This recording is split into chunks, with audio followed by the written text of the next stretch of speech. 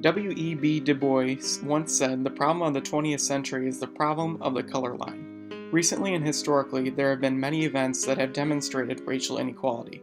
There are still many problems in schools today with students who do not receive equal opportunity in education due to their race.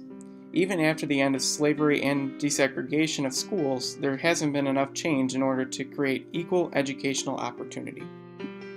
After the Civil War, the Freedmen's Bureau formed in order to provide services for newly freed slaves as well as impoverished whites. One of the many services they provided was creating schools for African Americans. Under slavery, it was illegal to teach African Americans to read or write. Because of this, African Americans found it important to be able to learn how to read and write in order to be members of society, and they wanted to take advantage of their new opportunities now that they legally could. White Southerners did not allow African Americans to attend their schools, leaving the responsibility up to the Bureau to provide these opportunities. While these educational opportunities were new for African Americans and were extremely helpful and influential, white Americans had far better resources and opportunities to receive an education.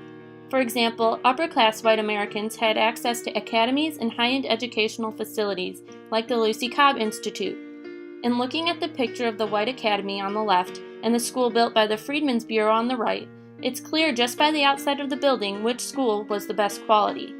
By comparing primary source pictures, white schools were relatively nice and had textbooks and teachers, while African American schools didn't have many resources besides a teacher available to them.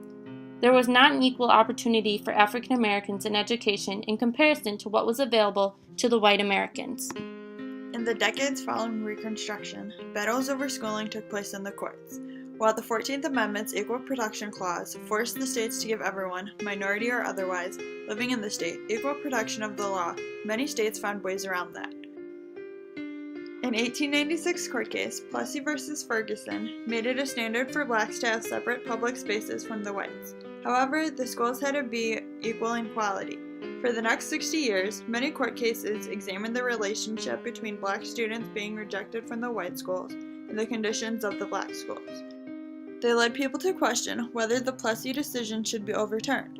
While previous cases examined the inequality in higher education, a major player, the NAACP, would get involved in a case that dealt with lower education levels. In 1953, Oliver Brown filed a case against the Topeka, Kansas School Board, as 4 similar cases were filed around the country.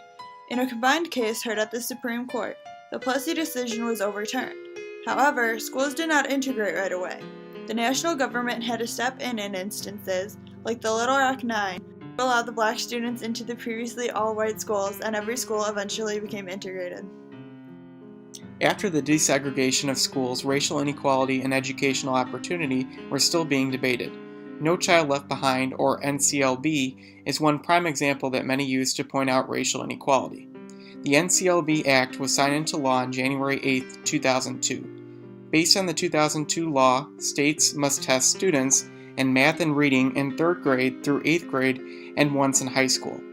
Under NCLB, every state must put in place a set of academic standards and a state testing system that meet or exceed federal requirements.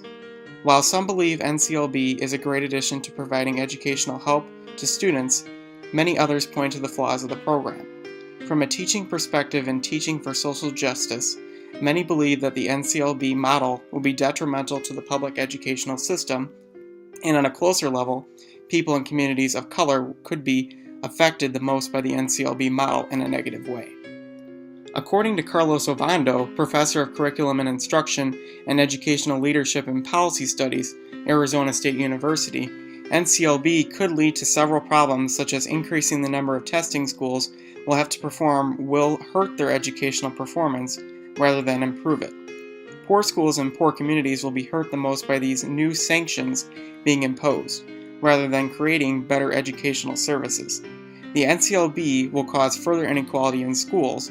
The NCLB will try to push prayer, military recruiters, and homophobia into schools while pushing multiculturalism, teacher innovation, and creative curriculum reform out.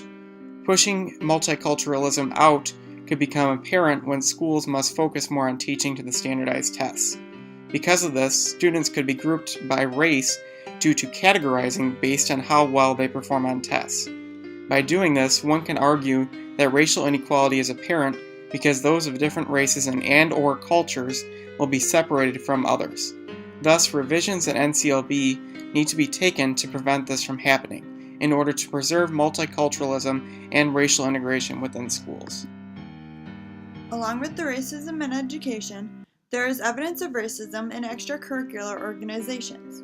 The University of Alabama Greek system remained segregated decades after the university was integrated. White Alpha Gamma Delta sister Melanie Gotts and other sorority members questioned why the alumni, who helped pick recruits, were not allowing African American females to join after a perfect candidate failed to receive any bids from any of the sororities. Many sorority members, including Gotts, had the impression that the girl was rejected because she was black. Despite her skin color and being rejected, the sisters in the Alpha Gamma Delta sorority wanted the bid to join. However, as Gotts said, they were just powerless over the alums.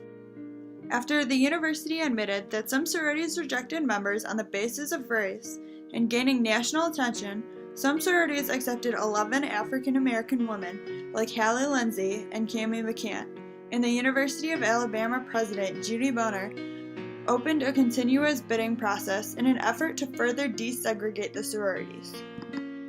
Even after all the reforms and efforts put in, there is still a problem with unequal opportunity in education.